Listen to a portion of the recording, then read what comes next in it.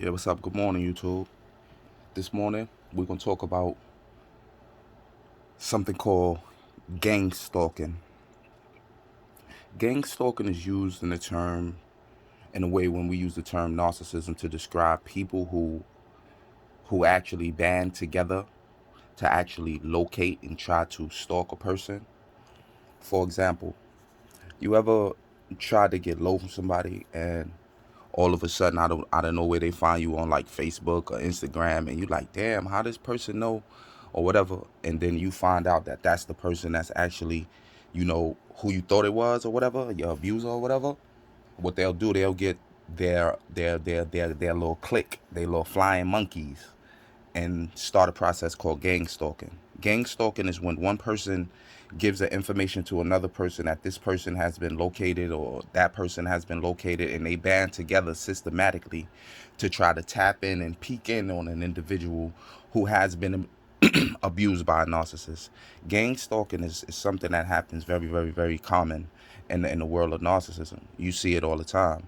You see people get their friends to try to sneak up and see what this person got going on, or get their girlfriends or their cousins, their aunts, or whatever, whoever they may be related to close to them at the time, to do certain things for them, to get them in a situation to where they can try to be abreast to what you got going on.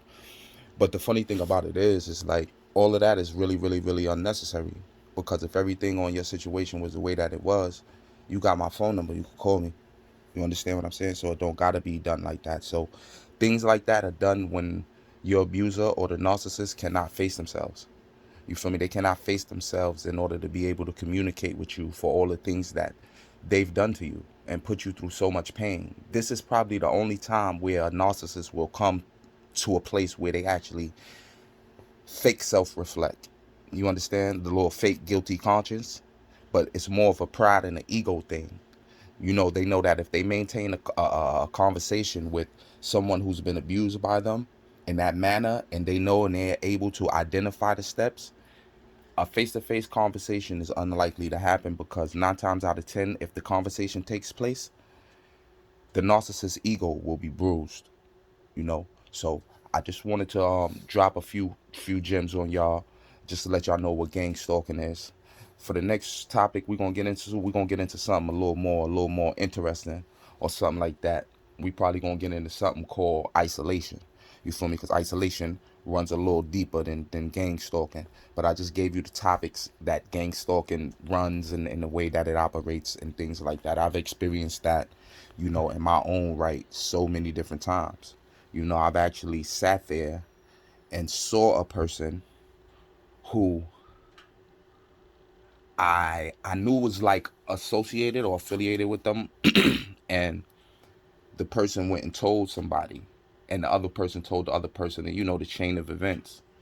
And then you start seeing things while you on social media, like certain type of things that normally don't take place. Because one thing people got to realize, right, is that the human being as a whole is very, very, very, very special. Just like when you open up the palm of your hand, everybody has their own unique fingerprint. If an empath is sensitive enough, they'll be able to feel their abuser anywhere they're at, whether they're in front of them, on the line, on the phone, or a third party conversation, or anything. That comes with being an empath. Your intuition is heightened. You understand? Everybody has their own unique energy signature, just the same way as everybody have their own unique fingerprint. So 9 times out of 10, the narc is probably gonna wonder, like, how the fuck he knew it was me, or some weird shit like that. You feel me? You just gotta understand, like, being a person that's spiritually in tune with what's going on is more than just reading books and seeing what's going on around you and being able to interpret things. You actually can feel the energy of other people without even trying to have to. It's like once they tap in, boom, that's it. Boom, it automatically short circuit whatever you got going on. Those are things that people need to pay attention to when your intuition is speaking to you.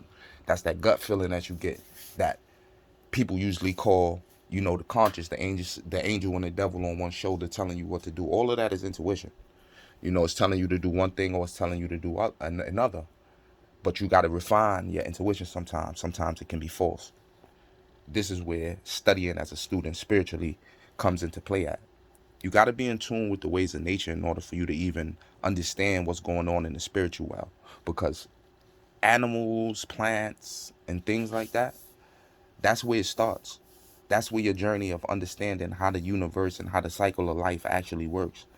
By looking at lower forms of life. When I say lower forms of life, I mean things other than human. It's different degrees and different levels to it.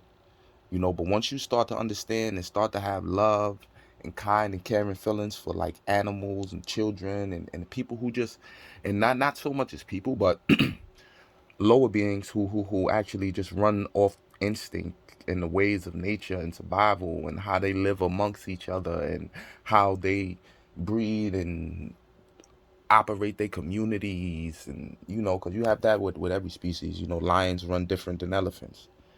Hyenas run different than the common domesticated dog.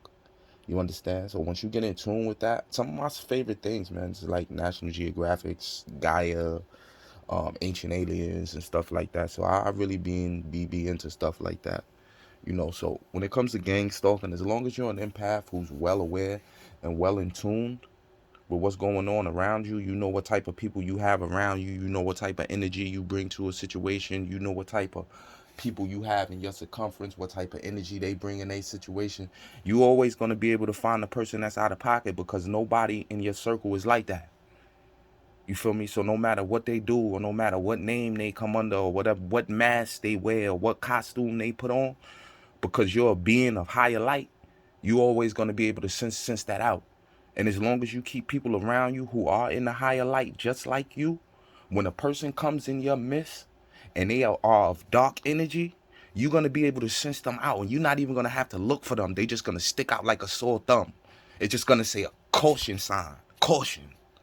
You understand? Because that's the type of energy that when you're dealing with a narcissist, they bring to the table. You understand? They parasitic in nature. For me, they be all one way and then try to be another way, totally different, as if like they got super short-term memory or something like that.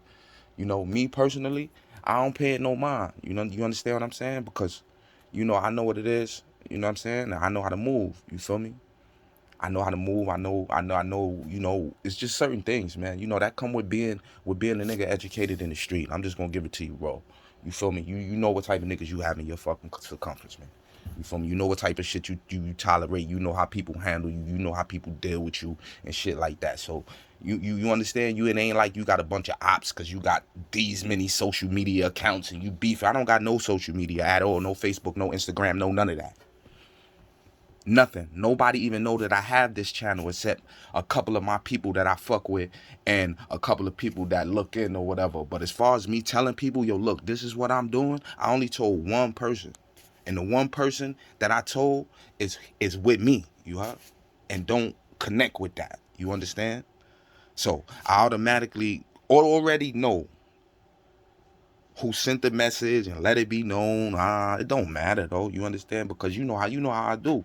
But one thing I'ma say though is you could never miss that little ass ponytail. Never, never, never miss that ponytail.